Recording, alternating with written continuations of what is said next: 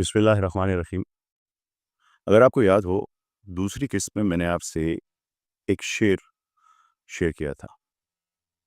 وہ ایک ایسے شاعر کا تھا جو اس اضطراب، اس بے چینی سے گزر رہا تھا جس سے ہماری 90% سے زیادہ آبادی گزر رہی ہے، اور وہ اس لیے گزر رہی ہے کہ انہیں اپنی زندگی کا مقصد معلوم نہیں۔ پر کچھ لوگوں کے پاس اس کا شعور ہوتا ہے اور وہ اس کو محسوس کرتے ہیں، اور کچھ لوگوں کو اس بے چینی کا احساس بھی نہیں ہوتا۔ جو شخص اس سے گزرتا ہے تو اس کے لیے میں نے یہ شعر آپ سے شیئر کیا تھا کہ جہاں میں اضطراب ہے، نہیں نہیں، جہاں ہی اضطراب ہے، ہزار ہا کواکب و نجوم ہائے کہکشاں سے ایٹموں کی کوک تک، مدار در مدار ہر وجود بے قرار ہے۔ پر ایسے شخص کو جب کائنات کے رازوں کا پتہ چلتا ہے، جب اسے زندگی کا مقصد معلوم ہوتا ہے، تو پھر کہتا ہے یہ مہر و ماہ مشتری سے ہر الیکٹران تک، یہ جھوم جھوم گھومنے میں جس طرح کا رقص ہے، مجھے سمجھ میں آ گیا جہاں تیرا ہی عکس ہے، وہ عکس جو جگہ جگہ قدم قدم ردم پہ ہے۔ تو اس گول گول گھومنے میں جو رقص ہے، اس میں کس کا عکس ہے؟ اور شاعر کو کیا سمجھ آیا؟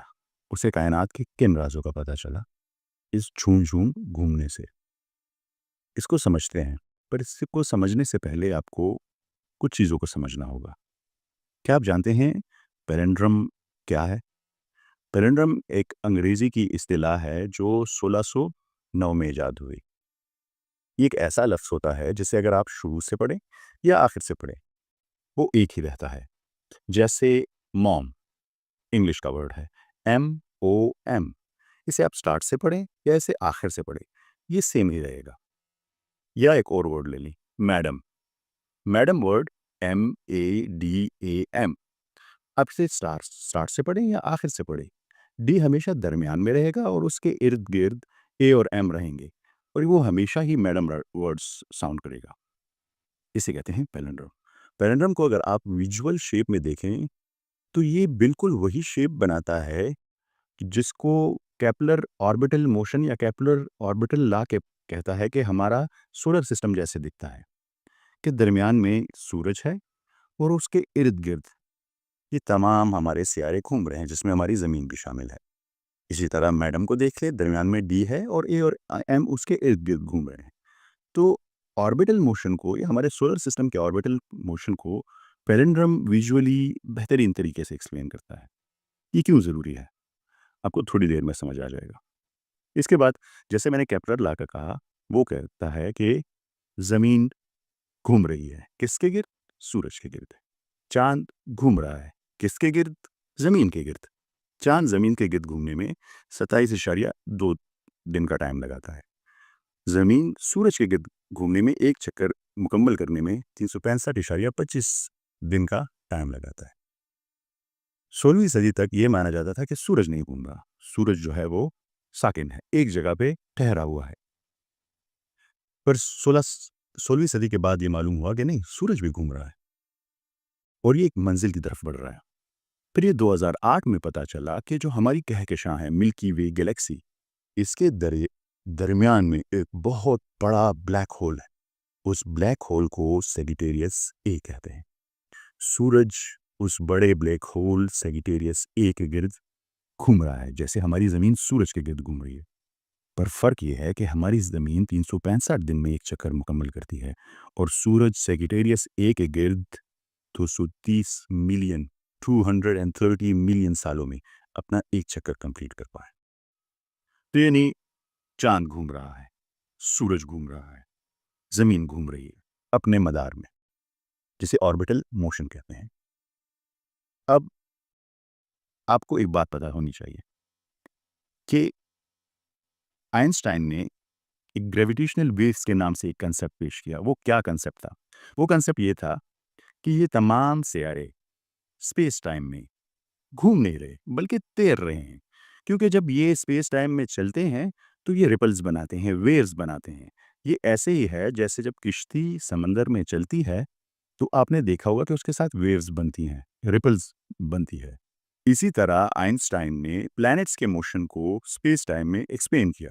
اور اسے نام دیا گریویٹیشنل ویوز کا. اور یہی وجہ ہے کہ دنیا کا سب سے بڑا سوئمنگ پول ناسا میں ہے. وہ کیوں کہ ایسٹروناٹ جب بھی خلا میں جاتے ہیں تو وہ اس سوئمنگ پول میں ٹریننگ کرتے ہیں, کیونکہ خلا میں تیرنا بالکل سوئمنگ پول یعنی پانی میں تیرنے کے مقابل ہے, بالکل ویسے ہی لگتا ہے, متبادل ہے. اب آپ کو یہ سمجھنا ہے کہ ہم نے 3 باتیں کی. ایک, چاند گھوم رہا ہے, زمین گھوم رہی ہے, اور ہم نے کہا کہ سورج بھی گھوم رہا ہے, جو ہمیں 2008 میں پتا چلا کہ وہ سیگیٹیریس اے کے گرد گھوم رہا ہے. دوسرا ہم نے کہا کہ یہ گھوم نہیں رہے ہیں, یہ تیر رہے ہیں آئنسٹائن کی گریویٹیشنل ویوز کی تھیوری کے مطابق اور ناسا کے ایکسپیریمنٹس کے مطابق, کہ یہ ایسے ہے جیسے سمندر میں تیرنا ہوتا ہے, یہ اسپیس ٹائم میں ایسے چل رہے ہیں. اب ذرا سنیے گا کہ قرآن شریف سورہ انبیاء کی آیت نمبر 33 میں کیا فرماتا ہے. بسم اللہ الرحمن الرحیم. وَهُوَ الَّذِي خَلَقَ اللَّيْلَ وَالنَّهَارَ وَالشَّمْسَ وَالْقَمَرَ كُلٌّ فِي فَلَكٍ يَسْبَحُونَ.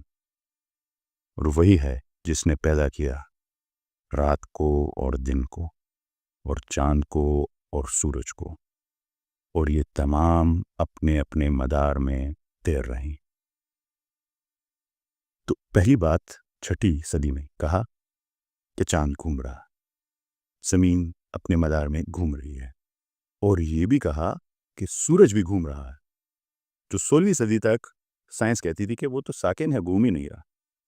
6 صدی میں کہہ رہے ہیں کہ نہیں, سورج بھی گھوم رہا. اور پھر کہا کلن فی فلک یسبحون, یہ سب اپنے اپنے مدار میں گھوم نہیں رہی, تیر رہے ہیں, جو آئنسٹائن کہتا ہے گریویٹیشنل ویوز کی صورت میں, جو ناسا کہتا ہے اپنے ایسٹروناٹس کو ٹرین کرنے میں. اور پھر اس کو بیان کرنے کے لیے جو الفاظ استعمال کیے وہ ہے کلن فی فلک, کاف لام فے, پھر فے لام کاف, یعنی کلن فی فلک کو اگر آپ سٹارٹ سے پڑھیں یا آخر سے پڑھیں وہ ہمیشہ آئے گا کلن فی فلک. یعنی یہ ایک پیلنڈروم ہے جسے انگلش کے لٹریچر 1609 میں ایجاد کرتا ہے, وہ قرآن شریف میں موجود ہے, اور اتفاقاً اسی آیت میں موجود ہے جس میں آربیٹل موشن کی بات کی جا رہی ہے. اور جب آپ کلو فی فلکی کو ویژول فارم میں پیش کریں گے تو وہ ایگزیکٹلی آربیٹل موشن یا ہمارے سولر سسٹم کے آربیٹل موشن کو ریپرزینٹ کرے گا, بالکل ویسے ہی نظر آئے گا. تو ایک ہی آیت نے پیلنڈرم شو کیا اسی آیت میں جس میں اس نے ذکر کیا کہ چاند گھوم رہا ہے, زمین گھوم رہی ہے, سورج گھوم رہا ہے, بلکہ صرف گھوم نہیں رہے. قرآن شریف نے ایگزیکٹ ورڈ یوز کیا یسبحون, تیر رہے ہیں جیسے سمندر میں تیرا جاتا ہے, جو آئنسٹائن گریویٹیشنل ویوز کی صورت میں بیان کرتا ہے, جو ناسا اپنے ایسٹروناٹ کو ٹرین کرنے کی صورت میں بیان کرتے ہیں. اتنی خوبصورت ایکسپلینیشن, اور اسے پھر بیان کیا سورہ انبیاء میں جہاں پہ لوگ معجزہ مانگ رہے ہیں, تو اللہ تعالیٰ نے آیت نمبر 30 میں بیان کیا کہ آسمان و زمین ایک تھے, جسے سائنس بگ بینگ تھیوری کے نام سے جانتی ہے. آیت نمبر 31 میں بیان کیا گریوٹی کو, سولر گریوٹی اور ارتھ کی گریوٹی کو. آیت نمبر 32 میں بیان کیا ہیلیوسفیئر کو, ایٹماسفیئر کو, میگنیٹوسفیئر کو, جو ہمارے زمین کے اوپر ایک نہ نظر آنے والی چھتیں ہیں. اور آیت نمبر 33 میں آربیٹل موشن کو بیان کیا. صرف بیان نہیں کیا بلکہ وہ باتیں بتائیں جو سائنس کو بھی 2008 میں پتہ چلی. یہ کیسے ممکن ہے کہ ایک کتاب کے پاس وہ تمام راز ہوں جنہیں ہمیں ڈھونڈنے میں 1400-1500 سال لگ جائیں. یہ ہماری سیریز غور و فکر کی 12ویں قسط تھی. اگلی قسط میں جب ہم ملیں گے تو کائنات کے اور رازوں سے پردہ اٹھائیں گے. پر آپ سے ایک گزارش ہے, آپ سے گزارش یہ ہے کہ یہ پیغام آپ کی ذمہ داری ہے کہ اوروں تک پہنچائیں. میں اپنی کسی بھی ویڈیو پر کوئی بھی کاپی رائٹ کلیم نہیں کرتا. آپ میری ویڈیو ڈاؤن لوڈ کر کے اپنے یوٹیوب چینل سے شیئر کر سکتے ہیں, اپنے فیس بک پیجز سے شیئر کر سکتے ہیں, اسی پیغام کو لوگوں کے ساتھ ڈسکس کر سکتے ہیں. اور یاد رکھیے گا یہ آپ کی ذمہ داری ہے. آپ سب کی سماعتوں کا بہت بہت شکریہ. ملتے ہیں اگلی قسط میں. اللہ حافظ.